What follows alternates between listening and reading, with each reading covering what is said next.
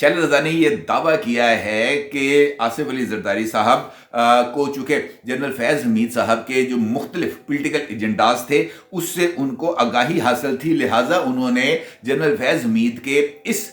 جو انیشیٹو تھا اس کو کچھ زیادہ بھاؤ نہیں دیا۔ البتہ ان کا یہ کہنا تھا شیلا رضا صاحبہ کا کہ یہ صرف مسلم لیگ،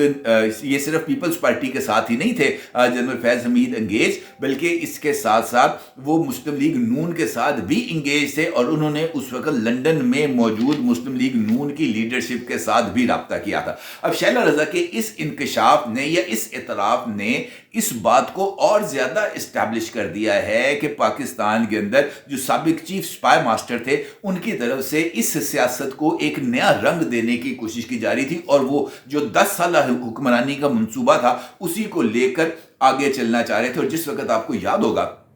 کہ یہ تقرری کا عمل جاری تھا، اس وقت عمران خان کی طرف سے اچانک یہ آپشن سامنے آیا تھا، یہ تجویز سامنے آئی تھی کہ جب تک نئے انتخابات نہیں ہو جاتے اس وقت تک جنرل باجوہ کو ہی کنٹینیو رکھا جائے، جنرل باجوہ کو مزید 6 مہینے کی ایکسٹینشن دے دی جائے تاکہ وہ ان انتخابات ان کی زیر نگرانی ہو، اور اس کے بعد نئے چیف آف آرمی سٹاف کی تقرری ہو جائے۔ اور اس تجویز کا بنیادی مقصد نئے چیف آف آرمی سٹاف کی ریس سے اہم ترین کھلاڑی یعنی اس وقت کے سینئر موسٹ جنرل یعنی جنرل عاصم منیر صاحب کو آؤٹ کرنا تھا، کیونکہ ان کی جو ریٹائرمنٹ ہے وہ 29 نومبر کے قریب ترین ہو رہی تھی۔ لہٰذا عمران خان کی یہ خواہش تھی کہ جنرل عاصم منیر صاحب یا جنرل فیض حمید کی یہ خواہش تھی کہ جنرل عاصم منیر صاحب چیف آف آرمی سٹاف نہ بنے، اور اس کے لیے یہ سارے کا سارا کھیل کھیلا جا رہا تھا۔